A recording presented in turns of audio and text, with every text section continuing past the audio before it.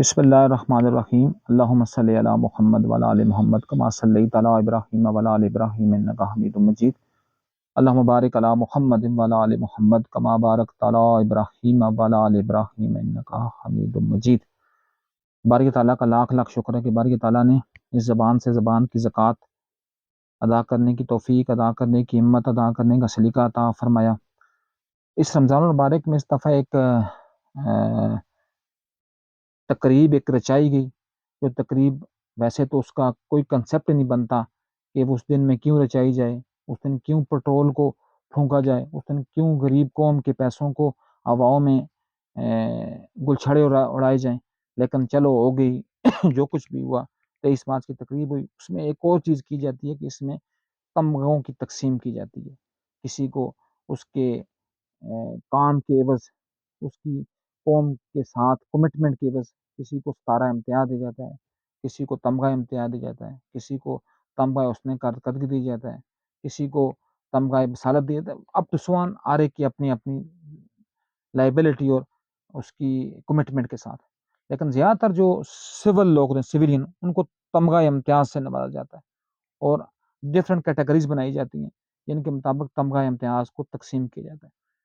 ہمیشہ کی طرح اس دفعہ کی لسٹ بھی دیکھ کر بندہ ورتا حیرت میں ڈوب گیا۔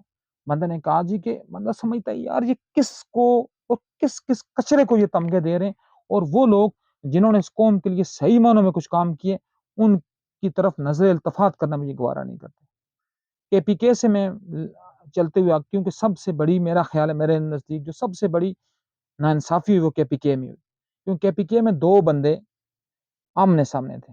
ایک وہ علی خان سواتی جس نے یہ بٹگرام الائی میں پھنسی ہوئی چیئر لفٹ میں سے 8 جانوں کو بچایا، اور وہ بھی کیسے بچائے کہ پورا دن کمانڈو آپریشن جاری رہا، پورا دن ہیلی کاپٹر آتے جاتے رہے، پورا دن کمانڈو جو ہیں وہ ششو پنج میں رہے، لیکن جب کمانڈو سے کچھ بھی نہیں ہوا، رات کے ملگزی اندھیرے پھیلنے شروع ہوئے تو لوگوں نے وہ علی خان سواتی جو دن سے ان کو منتیں کر رہا تھا کہ مجھے ٹائم دیں میں ان کو نکال سکتا ہوں، تو کہتے ہیں نا جب کسی سے کچھ کام نہ بنے تو وہ پھر بادل نخواستہ جب اس کو دیا گیا تو اس نے ایک چارپائی جو ہوتی ہے جو پنجاب کے دیہاتوں میں یا ادھر اپنا کے پی کے اس نارتھ بیلٹ میں موجود ہوتی ہے، جس میں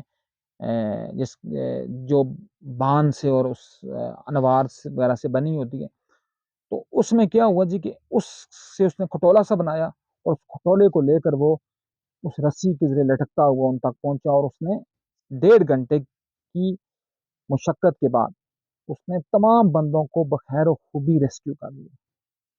لیکن ہونا تو یہ چاہیے تھا کہ اس کو پاکستان کا سب سے بڑا اعزاز نشان پاکستان دیا جاتا تاکہ ہر بندے کو کام کرنے کی جذبہ پیدا ہوتا، لیکن کیا ہوا اس کا نام ہی کسی تمغہ تو دور کی بات ہے، کسی سرٹیفکیٹ میں کے لیے بھی اس کا نام ہی ڈالا گیا، اور 23 مارچ کی تقریب میں گنڈا پور سرکار نے اس بندے کو تمغہ امتیاز دیا جس نے ریاضی دانوں کو بھی کیا کر دیا، ورطہ حیرت میں ڈال دیا، کیا کر کے چپلی کے اوپر 804 نمبر کا عدد لکھ کر۔ او اللہ کے بندو، کیا یہ قوم اس لیے بنی تھی کہ یہاں چپل کے اوپر 804 نمبر لکھ کر اس کو قیدی نمبر 804 سے تشبیہ دے دیں اور اس کے اوپر کپتان چپل لکھ دیں، اس کا نام دیں، اور اس بندے کو آپ جا کر تمغہ امتیاز دے دیں اور اس علی خان سواتی کو آپ چھوڑ دیں؟ تو کیا آپ قوم کو کیا پیغام دینا چاہ رہے ہیں؟ قوم کو آپ یہ پیغام دینا چاہ رہے ہیں کہ ہمارے ہیرو جو ہیں وہ جوتیوں کے اوپر 804 نمبر لکھنے والے ہیں، نہ کہ ہمارے ہیرو وہ ہیں جو اپنی جان جوکھوں میں ڈال کر انسانی جانوں کو بچاتے ہیں، جس کے بارے میں قرآن کہتا ہے کہ جس نے ایک انسان کو بچایا گویا اس نے ساری انسانیت کو بچا لیا۔ تو ہم کس سمت ہماری سمتیں جا رہی ہیں، کیا ہم نے کبھی سوچا ہے؟ اور پھر ہم واپس آتے ہیں کس کی طرف؟ پنجاب کی طرف۔ یہاں پنجاب میں کس کس کو تمغہ امتیاز ملے؟ الامان الحفیظ، اس پنجاب میں تمغہ امتیاز ملے سجل علی کو۔ اس کا کام کیا ہے؟ ڈانسر۔ اس کا کام کیا ہے؟ رقص کرنا۔ اس کا کام کیا ہے؟ اس قوم کے بچوں کو ان کے اندر سے غیرت اور اہمیت کا مادہ ختم کرنا۔ اور کہا کیا گیا کہ اس کے تو فیس بک کے اوپر پتہ کتنے فالورز ہیں۔ کیا ان جیسے بانڈوں اور مراسیوں کو تمغہ امتیاز دینے کے لیے تمغہ امتیاز کی توہین کرنی تھی؟ پھر دوسرا تمغہ امتیاز کس کو ملتا ہے جی؟ اپنا غریدہ فاروقی کو. اب مجھے یہ بتا دیں غریدہ فاروقی کا کارنامہ کون سا ہے؟ چلو کہہ دیں کہ اس کی جو کیٹیگری تھی اس کے مطابق اس کو تمغہ ملا. اس کی کیٹیگری کیا تھی؟ وہ اینکر پرسن ہے. یا اس کی کیٹیگری کیا تھی کہ وہ جرنلسٹ ہے. اس نے کیا جرنلزم میں کارنامہ دیا مجھے یہ بتائیں. صرف کارنامہ ایک ہی انجام دیا ہوگا میں کہنا مناسب نہیں ہوتا، تو باقی اس کے علاوہ اس کا کارنامہ تو کچھ بھی نہیں تھا. اس کو بھی تمغہ امتیاز سے نوازا گیا. راحت فتح علی کو کس کام کا تمغہ امتیاز دیا؟ کیا اس کو تمغہ امتیاز اس بات کا دیا کہ اس نے اپنے ملازم کو تھپڑ مارا تھا؟ تو کہنے کی بات یہ کہ کیا آپ نے کبھی زندگی میں، اچھا مجھے بتائیں جی، ابھی ایک ایران میں مقابلہ ہوا اس نے قرات کا، وہاں اس مانسہرہ کا ایک بچہ ہے ابو بکر، اس نے پورے ورلڈ میں پہلی پوزیشن حاصل کی قرات میں ایران میں جا کر. لوگ تو یہ کہتے ہیں نا، یہ لانتی اور خبیث لوگ لوگوں کو لڑانے کے لیے، نہیں جی وہ تو شیعہ ملک ہے اور یہ سنی بچے ہیں اور وہ ہے، لیکن ان کی کمٹمنٹ دیکھیں. کیا انہوں نے سنی بچے کو انعام نہیں دیا؟ پہلا انعام اس کو ملا. کیا اس کو کوئی تمغہ دیا گیا؟ نہیں دیا گیا نا. تو کیا وہ اس کیٹیگری میں نہیں آتا تھا؟ تو میں یہ نہیں کہتا کہ کس کو دیا ہوگا. اب بعض لوگ ایک اور بندے کو تمغہ دیا جس کے اوپر میں پھر کرٹیسائز کروں، وہ کوئی شوزب علی نام کا بندہ جس کے بارے میں کہا گیا کہ اس نے MBBS چھوڑ کر اس نے اردو لٹریچر میں آگے بڑھنے کا فیصلہ کیا. اس بدبخت سے کوئی بندہ یہ پوچھے کہ تو نے اس غریب قوم کے ایک بچے کی ڈاکٹر کی سیٹ ضائع کی.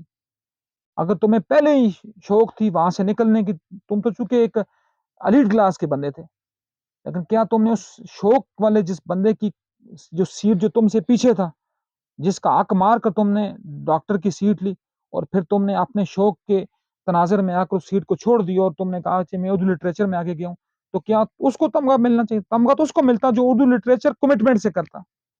لیکن بات وہی ہے کہ ہم انہی کو نوازتے ہیں جو سب سے بڑے کاسالیس ہوتے ہیں. تو ویسے تو کسی کو تمغوں کی ضرورت ہی نہیں ہے. میں تو ایک دفعہ ایک بک لکھ رہا تھا منسٹری آف ریلیجیس افیئرز میں، سیرت نبی صلی اللہ علیہ وآلہ وسلم کے عنوان سے. تو کہا گیا جی کہ اس کا پہلا جو انعام ہے وہ 1 کروڑ روپے ہے. تو میں نے ان کے سامنے جب میں نے اپنی بکس دی تو میں نے کہا جی میں تو پہلے ہی وڈرا ہوتا ہوں، مجھے نہ تو انعام لینا ہے اور نہ انعامی مارکے میں شامل ہونا ہے. میں صرف بک اس لیے لکھ رہا ہوں تاکہ میرا نام محمد مصطفیٰ صلی اللہ علیہ وآلہ وسلم کی سیرت نگاروں میں شامل ہو جائے.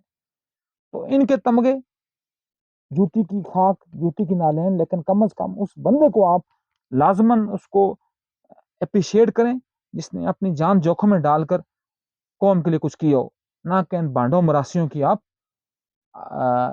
ان کی آپ حوصلہ افزائی کریں. اور حوصلہ افزائی کرنے کا نقصان کیا ہوگا؟ پھر قوم کے اندر یہ بانڈ مراسی پیدا ہوں گے.